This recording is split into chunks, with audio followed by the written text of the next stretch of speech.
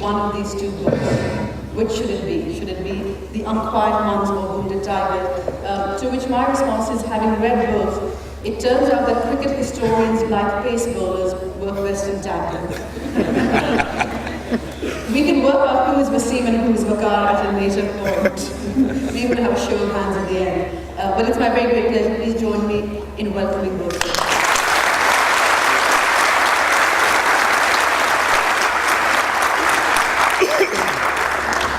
Lahore is, of course, a particularly fine city in which to start such a conversation. When you open up Peter's book, one of the first things you see is a map showing you when the different first-class cricket centres were set up in Pakistan. And the first was 1923 in Lahore. And both Osman and Prter draw attention to the fact that what was then Minto Park, which was the home of the Lahore Resolution and therefore the first place calling for the birth of this nation, was also more commonly a cricket field.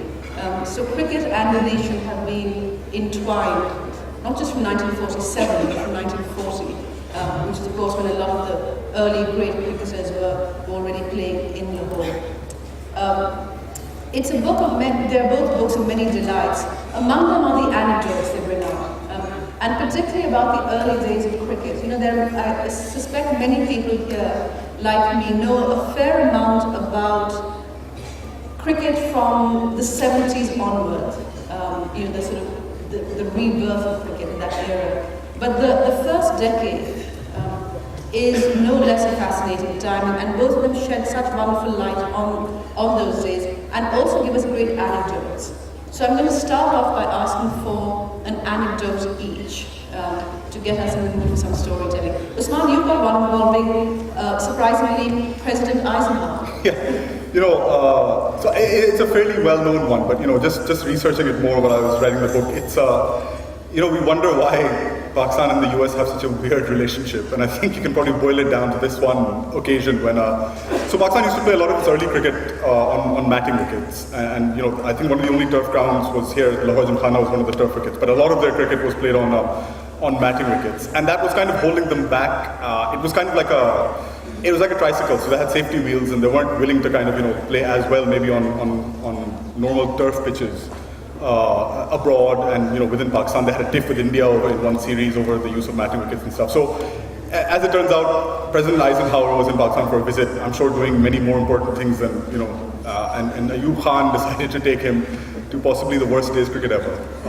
It was a day in which Hanif was batting, I think, against Australia, and Pakistan made maybe 95 runs in the whole day. It was one of those, like, you know, it was like earlier incarnation of Misbah al-Haq or something. And I was just thinking, you know, that to have the president over, and you're hoping to start off on a positive note with your relations with the US, you know, this very important power, superpower in the world, and you take him to this very, very dull day of cricket.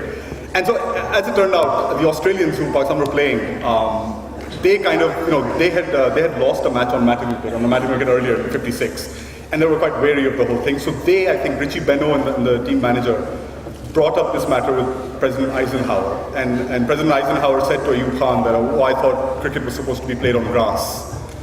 And President Ayub, of course, was horrified and offended. He was like, how can, you know, this American is asking me why we're not playing on grass, and this is a game made for grass and all.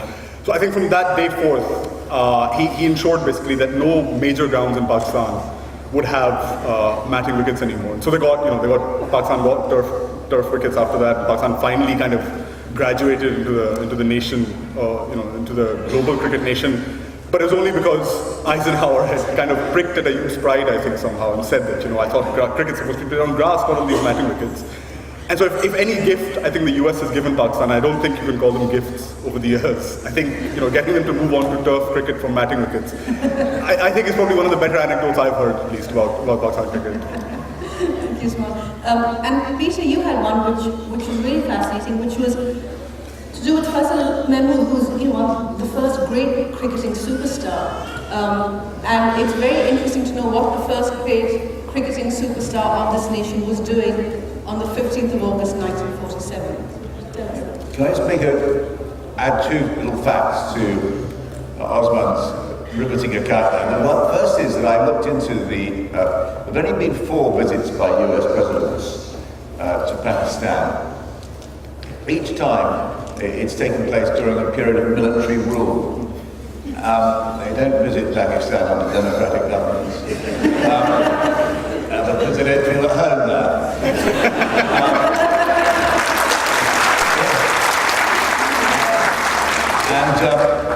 I knew this, I saw this photograph, I knew it was telling me something. And what Eisenhower's real purpose of being in Pakistan was, of course, Pakistan had something which America loathed, a civilian government.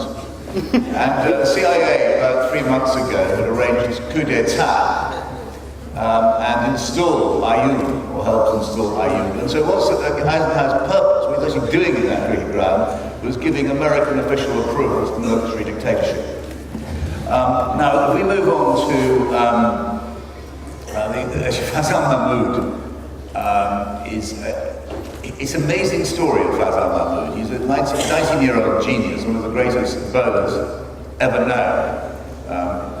Clear example of the anti-Pakistani prejudice, which is common among Anglosphere writers, that Christopher Martin Jenkins, in his 100 best cricketers in the world, somehow managed to exclude one of the finest bowlers the world ever known altogether. And Fazal had been selected to play for the Indian team, crucially for the Indian team, touring Australia in the winter of '47. He'd been chosen back in the previous March or April, when nobody really, it's interesting, the cricketers live in their own little world, and they hadn't really dawned on them that something was going on politically on the subcontinent. And actually, funnily enough, I think when it was chosen, partition was still meant to take place, or independence, in 1948. But Fazal was going to play for the Indian team, and he was being called out to the camp, which Amana was going to arrange in Pune. And the camp started by some extraordinary coincidence on August the 14th, 1947. And so Fazal sets out from here, from Lahore, goes to the railway station, I think, takes a train to Karachi on that day of destiny. And he would have taken the train down to Karachi, and he would have seen the burning villages. I think he'd have seen the kind of caravans of people leaving, caravans of Hindus, Sikhs, leaving heading away as he went on the train as he went down to Karachi, and then he flew on to down to Bombay and went to this camp in Pune where it rained incessantly, and so there was no cricket played, and there was the most famous actress of the age sang to him for 3 weeks. And then he had to have this interesting business of going back to Pakistan. On the journey back from Pune to Bombay, he was attacked by a Hindu mob. And in a moment of almost, of symbolism the novelist would have invented, C.K. Naidoo, the great Indian batsman, fended off the mob with a cricket bat. And then Fazal got back to Lahore eventually, after a very, risky journey, and to pick up his kit, we were going back to joining with the boys on their trip out to Sydney. And then and his parents hadn't heard from him for 6 weeks. They thought he was probably dead. And it was a terrifying time, and there was a great moment. Fazal was just. Later on, he presented it in his autobiography, which he published in 2005, as a sort of principled decision not to go on grounds that he was against, he wanted to support the nascent Pakistan state. It's much more complicated than that. I think he desperately yearned to bowl at Don Bradman. But a great man, one of the great people who is never credited enough in the history. That's very true. Nazar Mohammad Saeed.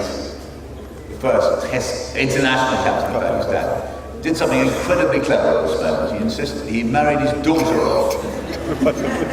He married his daughter off to Fazal. Smart move. And then he got, I bet he did the next thing, I couldn't prove this, he arranged him a job in the police service. And so instead of becoming India's opening bats bowler, he actually became a policeman. Traffic cop. Well, eventually a traffic cop. He was actually sent up somewhere in the northwest frontier. And then finally, leave everybody with a thought experiment. Imagine Fazal had gone back and had become India's opening bowler. The question is, would Pakistan ever have become that Test cricket nation? Because it was Fazal who did the great work, which, I mean, had he not done that, there's two questions. Would Fazal have been opening the bowling in the first ever Test match at Delhi in 1952, opening the bowling for India? Or would that Test match have ever taken place? Because I don't think Pakistan would have been considered good enough without Fazal to become a Test nation. I think India probably wouldn't have known what to do with a fast bowler. Would have turned him into a spinner or something.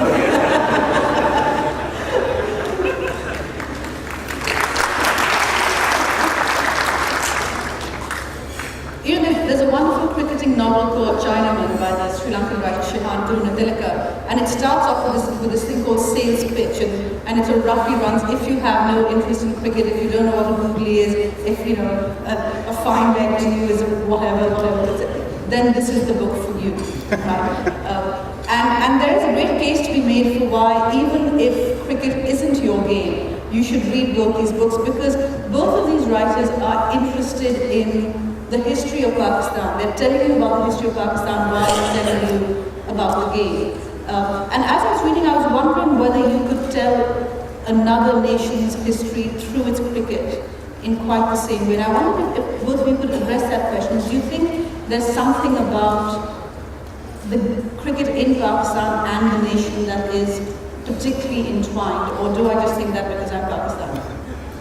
I don't know. I think maybe modern India you could probably tell a lot through its cricket. But I think, and I'm sure Peter found this as well, researching the book, if you kind of just look at it in a vacuum, then it's no fun. Yeah. It's kind of, if you don't know the stories of President Ayub and Eisenhower doing what they did, and Zulfikar Bhutto playing cricket for a club in Los Angeles with Umar Qureshi, these kind of things, they're so embedded into how this country has grown. PIA, we've spoken about this before, PIA played such a massive role in cricket and in sports generally at the start of in the 50s and 60s and stuff. And writing it and researching it, you almost had no choice but to kind of look at everything else that has happened in the country. And I think with India, that has been the case with Mihir Bose's book, The Social History of Indian Cricket. I think that is one place we can probably do something similar.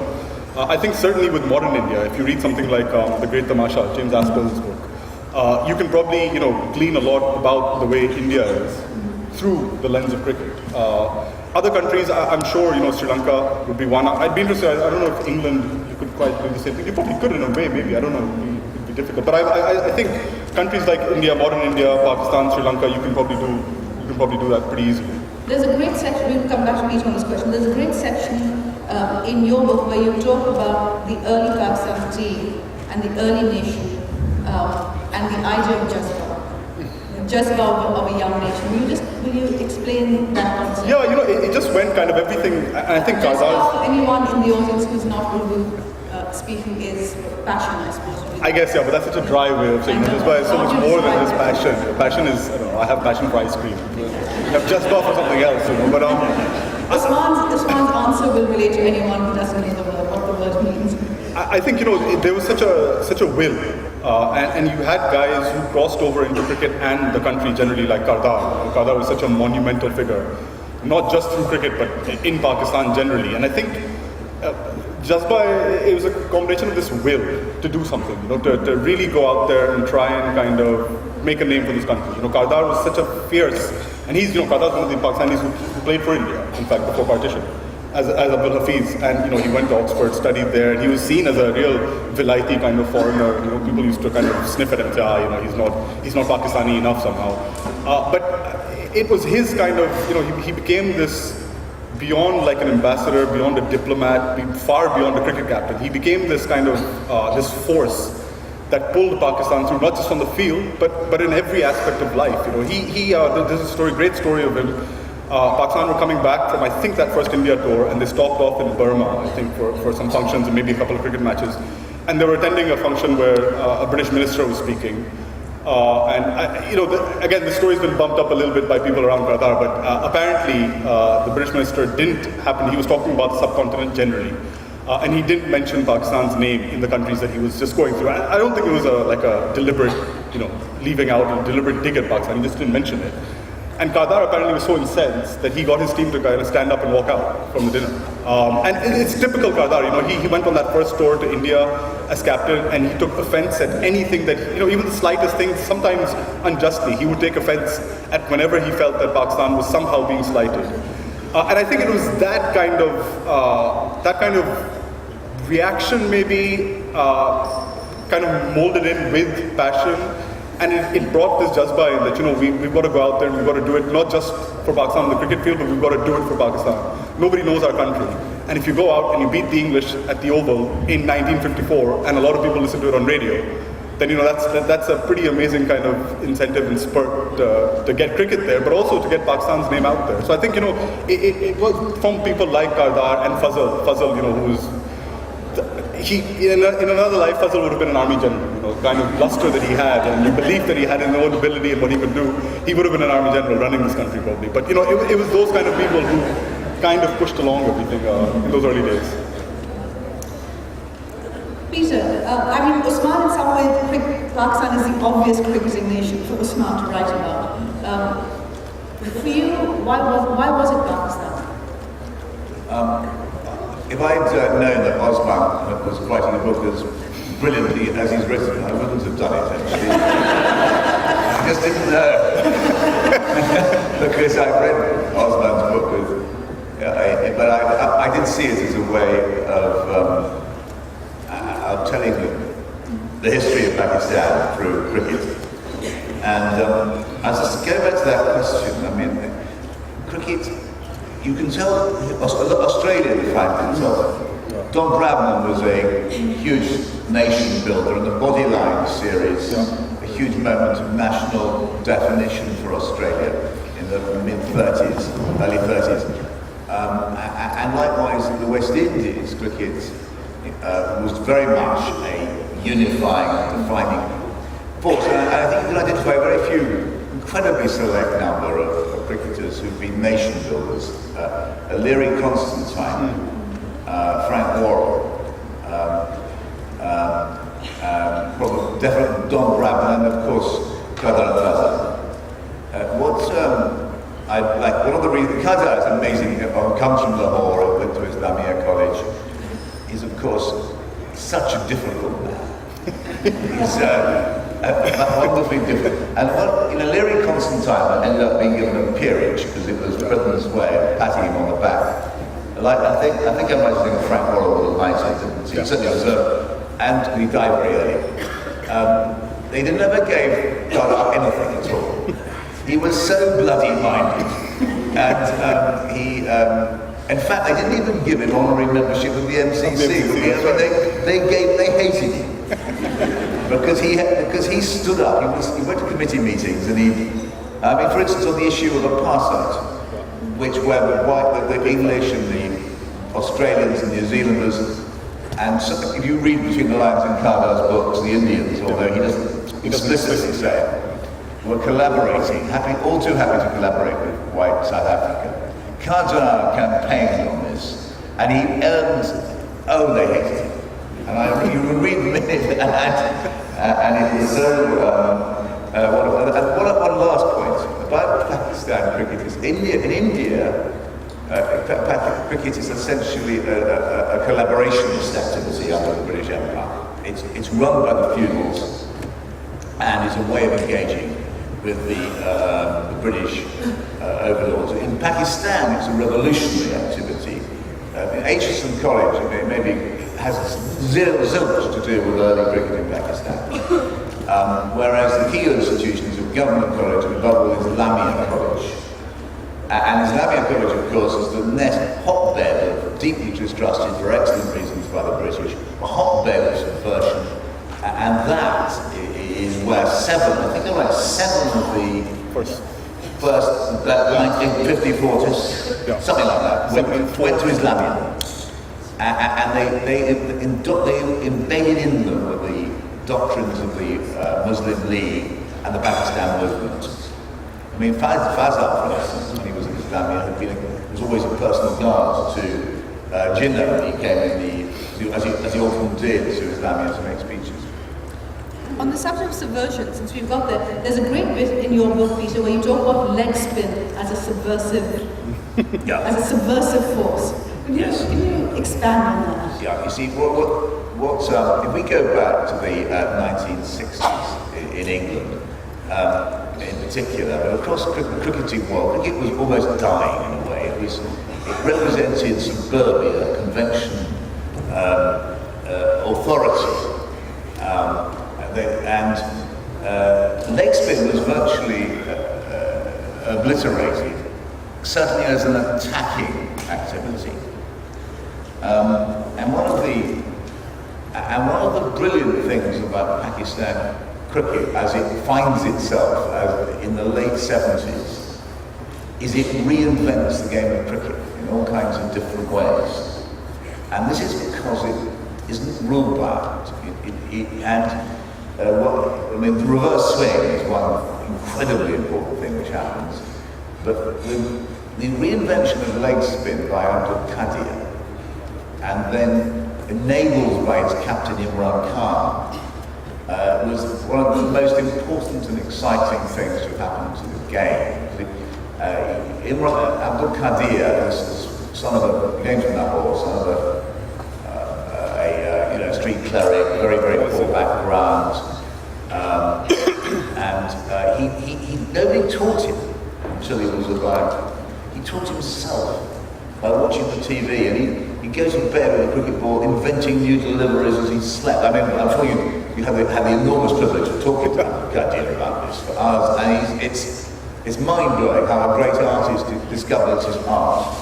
And it was by subverting the rules of ordinary cricketing discourse and smashing the boredom and complacency of the tight, rule-bound English analysis of how cricket should be played. That's what I meant by it. Carl, of course, brings us into the 80s. And now we're going to do something which is possibly a little bit risky for two Karachiwalas in Lahore. We're going to have a conversation with Imran versus Miandar. Or more specifically about the two of them as captains. Because, Peter, in your book you say, possibly, you say only Grace and Bradman have had as much impact on the game as Imran. Osman, you're full of praise, but you also say that the more enduring legacy of captaincy in some way is Niadat's. So I'd like, so both of you to sort of talk about these two captains. Yeah, they're both, I don't know if it's enduring because they're both models that we still kind of look for, the Imran model and the Miadat model. And Miadat was predated by someone like Nazar Mohammad, and Imran was predated by someone like Qadar, obviously. The Miadat model has always appealed to me a bit more, I think, because it's just easier to relate to. Miadat is, and I want to say this nicely, but all his foibles and faults are there for everyone to see.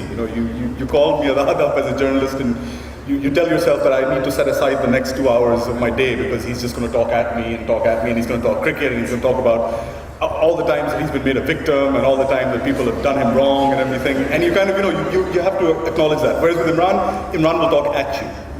He might not know that you're there, but he's kind of ordaining stuff at you, decreeing stuff at you, that, oh yes, then I did this, and then I did that. And Miadat is kind of engaging you, but telling you that, listen, I've been wrong. I've played this many tests and I still don't get the respect that I'm supposed to. I just found with Miadat now, his impact, I've seen, Imran of course brought this kind of great, and it's a bit over-egged sometimes, but he brought this great attacking mode to Pakistan cricket. Which sometimes I see, it's been over-egged a bit too much. Someone like Wasim was probably more attacking than even he was, but inspired by Imran. But Miadat, I think, has this central kind of thing he captured something of Pakistan, which is that, you say this, that, you slap someone and they turn the other cheek. He didn't quite do that. He pretended to be slapped, and then he slapped back. That's what he would do. That was Nazar. He might not have been a victim, but he pretended that he was, and he would then go on, and he would use that force. I think Gideon Haig wrote it. It was a beautiful line he wrote about how Nazar used the power of grievance to kind of take his team along. And I just found something about that so much more human than Imran, Imran, of course, great captain, no doubt, but I just found something about Nazar so much more faulty and so much more human, and thus, I guess, so much more Pakistani in that sense, which is why I didn't mean that in a bad way, in the best possible way. Peter. I think that Osman should declare an interest. I may be wrong about this, Osman, but I have a feeling you come from Karachi.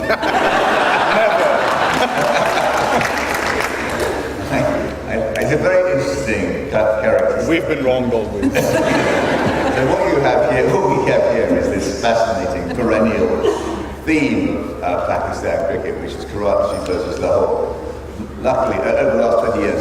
We're going to insist we're wrong, even though we're on the stage. Yeah. We have two people. You're from Karachi, and so I'm going to stand up for Lahore.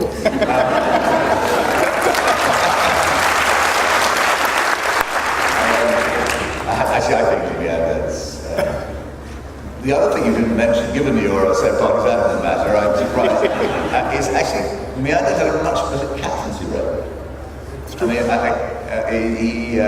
think I'm right in saying they both won the same number, tests. Yeah, and he won it in less tests. I think they both won 34 tests. And he never had Imran as a player. And I apologise, 14.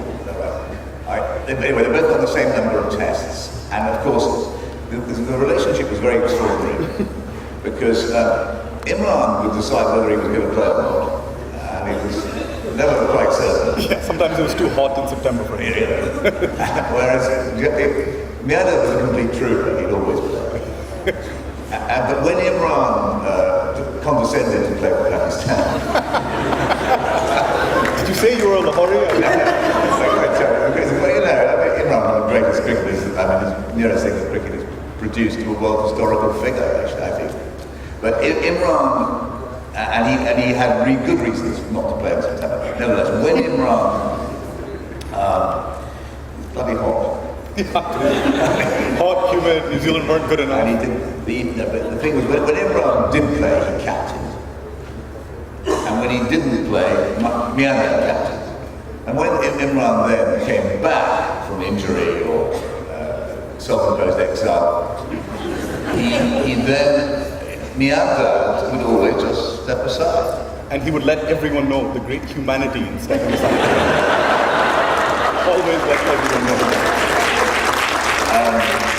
And so Meander's superior record, despite the fact he was always without his best player.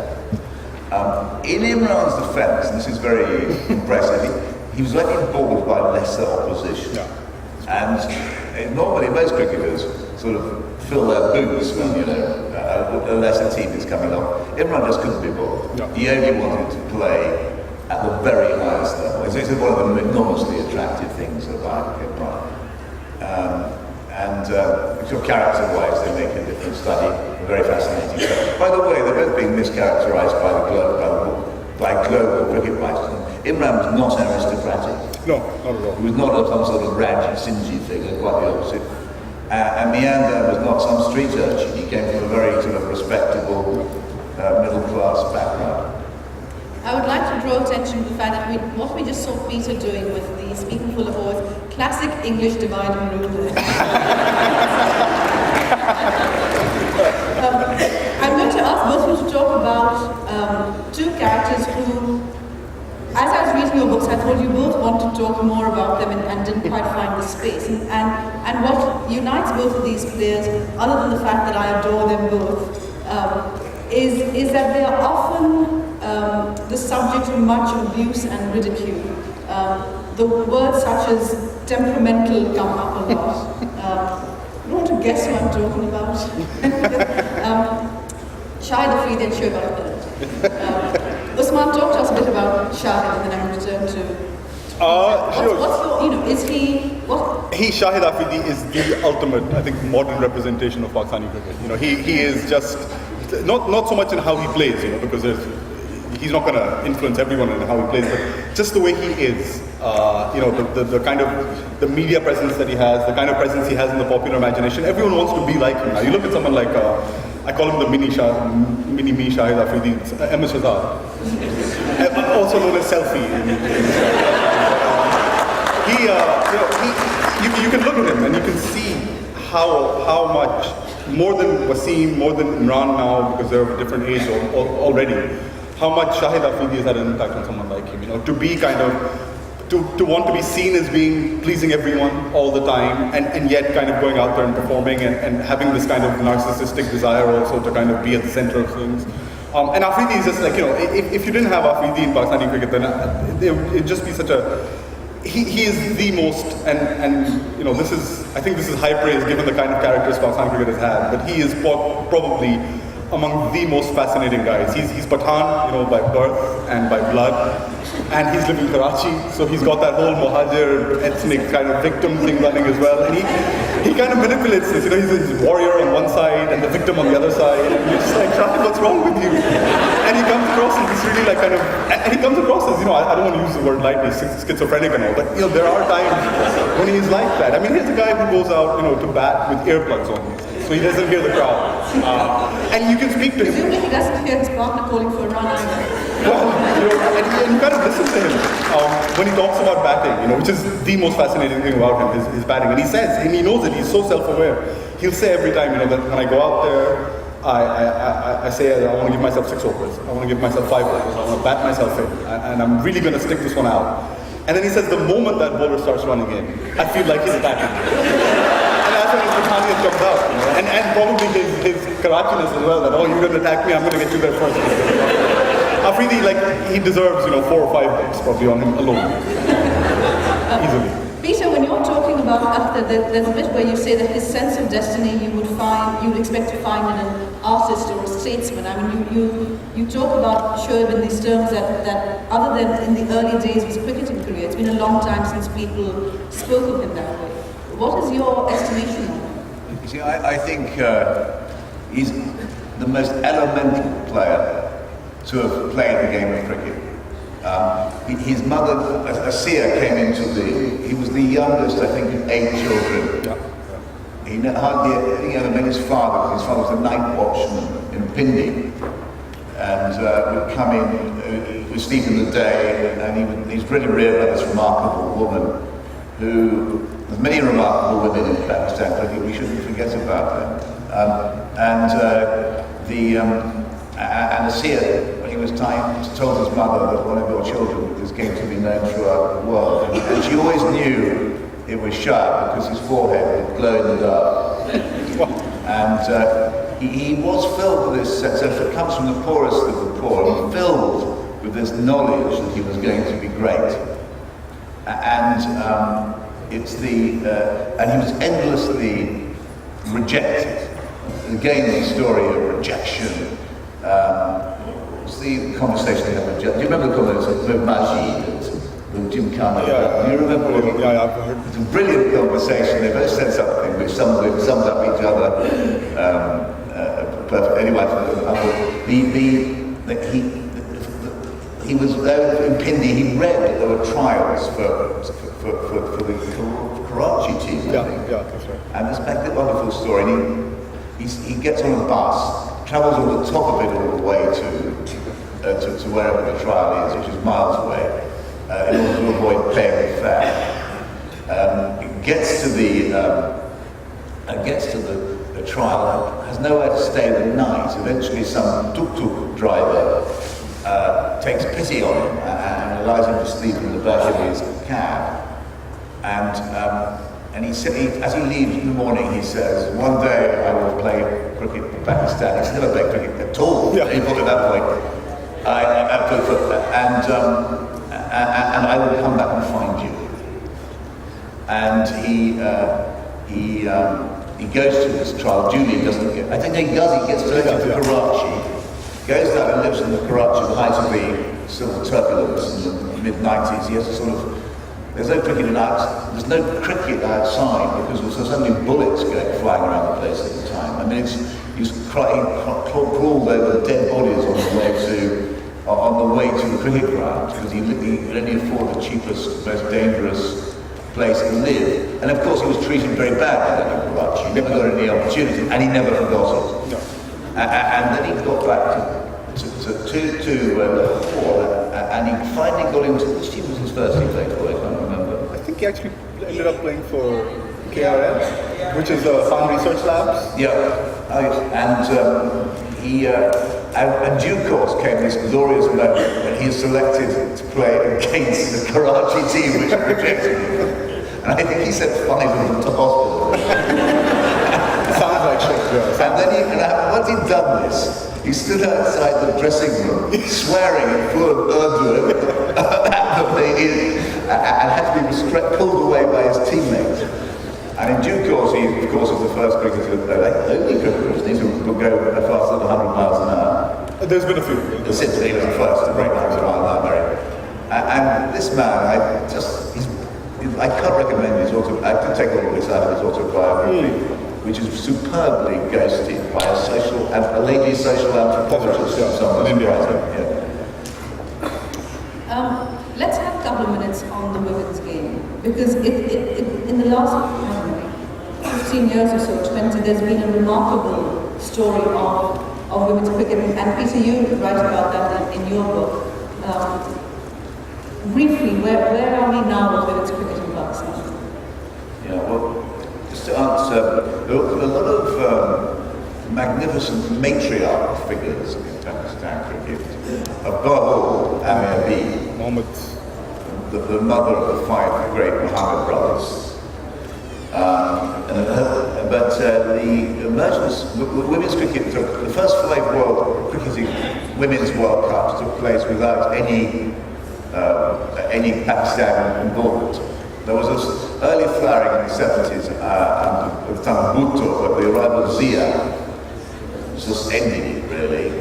And then we get, I think, to total heroines, and they're never really understood in Lahore how magnificent they are. The Khan sisters in Karachi, who were the true pioneers. I mean, there's magnificent Lahori figures like Mrs. Bushra and people, but these women, they went to England to play cricket in the early 90s, and they nearly got into the English cricket team, and they were told they couldn't because they were Pakistani values. So they came back and decided to set up their own Pakistan cricket team, which they started to do by putting an advertisement in the newspaper saying cricketers wanted. They made some hockey players replied, and they set up building the first Pakistan cricket team. And they met with the most appalling resistance from the bigoted, there's no other word for it really, Pakistan Cricket Board. And they're strong. At one stage, they were banned from leaving the country. And the way they went to the World Cup was to all travel as separate individuals and change into their cricket whites once they got on the aeroplane. I mean, the obstacles they've overcome, and now Pakistan cricket is very, very well established, women's cricket in Pakistan, and I'm almost certain that in a year, 2 years' time, you will start winning World Cups, but it's been a long battle. I think the Shaista and Shaiza Khan were funded by their father. Usually, that whole early period of women's cricket in the 90s, it was funded entirely by the sister's father in Karachi. They would have camps at their house. They have a big sprawling house in Karachi where they would have camps. We're at a point now, so the progress is such that, just I think yesterday, PCB has again announced central contracts for maybe 15 to 20 of the Pakistan women's team, which is effectively turned them into professional players. It's definitely come like a long way in a very short amount of time. So next time someone says, well, the Pakistani cricket team is just, sliding, say, I think you mean the men's team. The men's side, for sure. So here's a game that everyone who loves cricket will play from time to time, and I'm going to ask the two of you to do it. If you had to name your all-time Pakistan 11, who would it be? We're talking obviously about Test cricket, because that's the one that matters. But okay, particularly now. Boo! Just boo! Your all-time Pakistan 11, and who would captain it? Okay, I'll start with Hanif as one of the openers. Saeed Anwar is the other. Yunus Khan, come on, yeah, thank you. Yunus Khan as one down. Miadad at 4. Misbah 5. No. I would probably, you know what? I would probably have, and this might not go down too well, but no, purely not Asif Mustafa, but no, purely as a batsman, and let's leave alone his extracurricular activities. I might have Salim Malik in there, because he was just whatever he did later. But nobody was wonderful batsman. We're talking purely on play here. 6, Imran, obviously. Wicketkeeper would be Kamila. No. So Salim Yusuf, that's good. No, I liked Rashid Latif as a pure keeper. Yeah, Rashid Latif I think I would have as a pure keeper. Bari, I don't know, Bari's myth sometimes has been, although Shahid Malik Saab is here as a friend, but I think Bari's myth sometimes has been overhyped by Umar Qureshi's commentary apparently. He used to ignore some drops of his on radio commentary conveniently. Apparently, I don't know. But, and then the bowlers, you have Wasim, Waqar, Fazal, and one leg spinner who would be, I don't know, I think for the whole team, for the team ethic and kind of the mood of the side, you have to have a joker in there. So I would have, I was going to say, it would be between, Desai. No, it would be between, I think, Mushtaq Ahmed and Saeed Akram. And who's your captain? I reckon... Wait, he hasn't given us his captain yet. Yeah, okay. Osman. Oh, captain.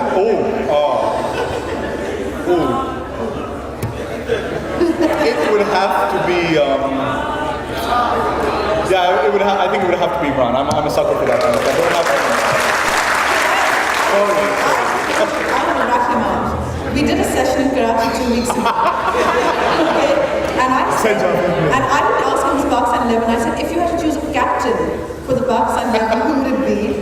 And he said, no. He said Wasim Akram. I did. I just remember. I said Wasim Akram, but I'm feeling kind of Lahori and Pakistani. I would go with Imran, even though Wasim Akram obviously is also from Lahore, but I'm feeling kind of, I don't know. We've been chatting with Peter about Imran, and I'm kind of feeling I have a soft spot for Imran. All right, good. Peter, who's your Pakistan 11? I think with most of that, I would have Fazal Mahmood. And I'm so glad you mentioned Hanif. That sort of fundamental symbol of dominability and early parents. I mean, I would definitely have Wasim Barry as my keeper. I don't think anything like him has been seen before or since. I think he's... and I would have Abdul Qadir. And apart from that, I'm not challenging your team very much. As far as... Mohammad Yusuf. Zakir Abbas, basically, neither of these books is Zakir Abbas was yeah, flat track. covered in I think that they kind of call him a lot. Inzi is one. Yeah, good call. Never got that. Very good call. We've got to have Inzi would be there. He's 12th man. Salam Malik's been dropped.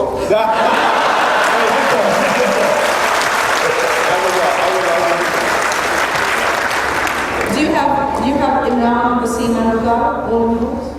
Okay, Imran Wasim, yeah, definitely.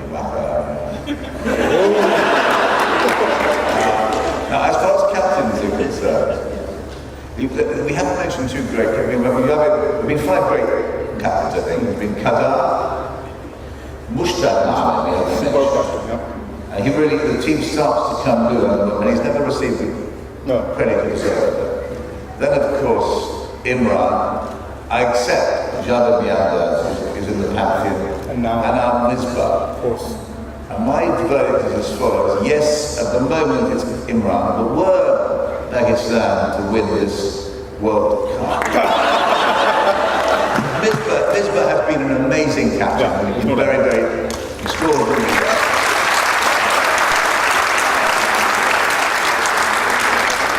Captain of the team in exile. Yeah. For so long with such success. And so Pakistan is an island as well, and were Misbah to take Pakistan to victory, I think he would then establish himself as the finest captain. It's a long shot. It's a long shot on current evidence. Alright, this is where we open up to questions. I'm sure there'll be many. If you could raise your hand and wait for a mic to come around. There's a gentleman waving his hand. Where are the mics? Anyone? On the left-hand side, the man there with the black. And if you could please make them short questions, not comments. I know everyone has their own Parks 11, but just short questions. Just before we start the questions, I just wanted to say that me and Peter, we've been talking about this a little bit, and we actually want to start up a little Pakistan Cricket Historians Club. So we thought we'd kind of open it up to people here today. And if anyone fancies a bit of Pakistan cricket and a bit of history, then please get in touch. It'd be a great thing, because I think we've done 2 books now. Twitter. We've done 2 books now, but I think you'll agree that there's probably space for at least 10, 15 more on the subject of Pakistan cricket. If you go to the Lord's Cricket Ground and go to the library, the endless books on English, Australian, South African cricket, a small shelf on Pakistan. There's so many more books needed, and actually some of our autobiographies. There's relatively few of the great players who produced a book even. I mean, so it's a very underplayed. I think your idea of a sort of association of Pakistan historians club, which might meet from time to time, is a really interesting one. In exile, or can we meet It must take place in one of the great centres. All right. Is there really a threshold of oversight? I mean, it's also put in an article that once Pakistan reaches its threshold of foreign attack, it becomes like rolling. So, is there any? So, second is, do you think is cricket responsible in Pakistan, India, to not let any of these sports flourish to the level that it could produce players of international station? 2 questions. Was the first question, is there a threshold for when they For corner tiger, I mean, how many is there a number of competitions to do that we can actually be About 5 matches, I think, and then you kind of turn around after that. No, I don't think there's a specific threshold. I think sometimes when the stars align and some players are more aggrieved than others, and some players are more kind of bullish than others, they kind of come together, and conditions have to be right, and you win around. I don't think there's a particular threshold in that sense. I didn't get what was the other question, sorry?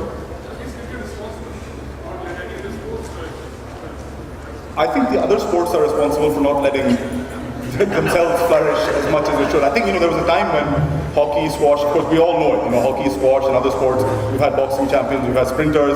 I think those other sports are probably as responsible. Cricket has minded its own business, it's not taken any of the public's money, it pays taxes sometimes when it shouldn't, but it does usually. And it's kind of, cricket's gone about developing it the way it has, and I think it's up to the other sports to kind of catch up and learn something from how cricket is, not too much, but learn something about how to kind of administer the game in the country. Okay, could we have one over here, the gentleman in the blue shirt in the 3rd row?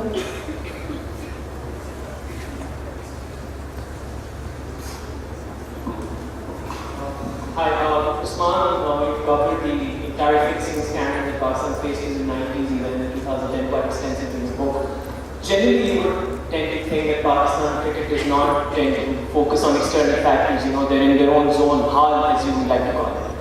But how much has the 90s fixing scandal and then the 2010 fixing scandal affected Pakistan cricket? On the side of the fans and also on the side of developing players and generally attracting players towards it? Both of you could answer that. Yeah. I'll just go. I think first of all, it's probably affected fans and the people who watch the game more than it has cricket itself and players and how they come up. And obviously, there was a trace of what happened in 2010 all the way back from the 1990s and the 2000s when they could have punished some players more. But I think the saddest thing that I've found is that it's been on the fans. Now any drop catch, any miss stumping, any stupid shot to get out, we inevitably say that it's fixed. And I've had to fight really hard to kind of not think like that myself. So I would think that the impact has been more on people kind of watching and following the game. I think Peter might have Peter, the impact of the corruption on cricket. I think much less than you might have expected. Partly the Qayyum report was quite good. Yeah. It cleaned it up. Very important message that if you actually address it and then deal with something and expose it, as Qayyum did. And I sort of thought in the report, but it was very powerful and very sobering to read.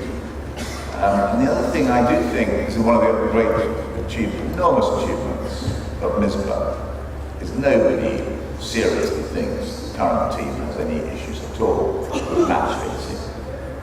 I don't anyway do that. Like I was saying, I think that that kind of thing has embedded itself into some fans. Yeah, but Misbah is such a figure, as Imran was, as Qadar was, of total integrity. I see him as a formidable figure. Yeah. It's just worth adding that the current corruption issues don't relate globally, don't relate at all to Pakistan. Yeah. They concern principally India. And 2020 In the second row, there's a gentleman in the aisle here. Stand up.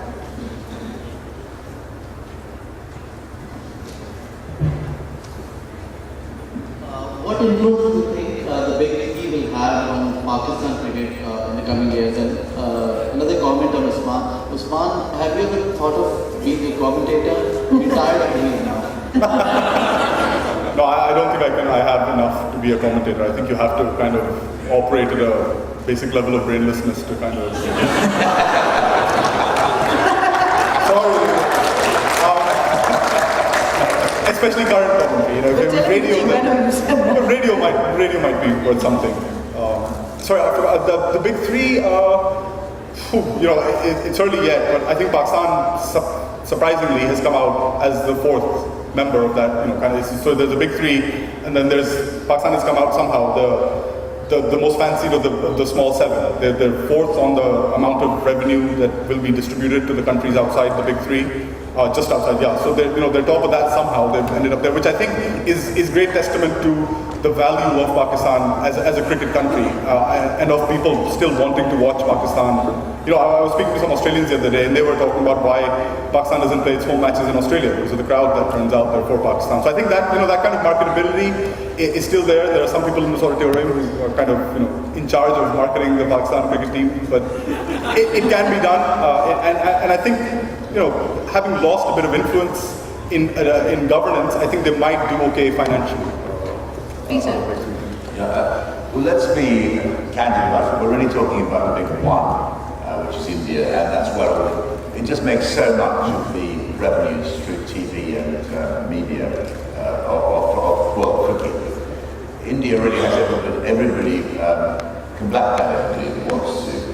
And the big three, referring to England and Australia, who entered into an agreement, and that's really an attempt by England and Australia to restrain India and to guide them, keep them in World Test cricket, World Test cricket.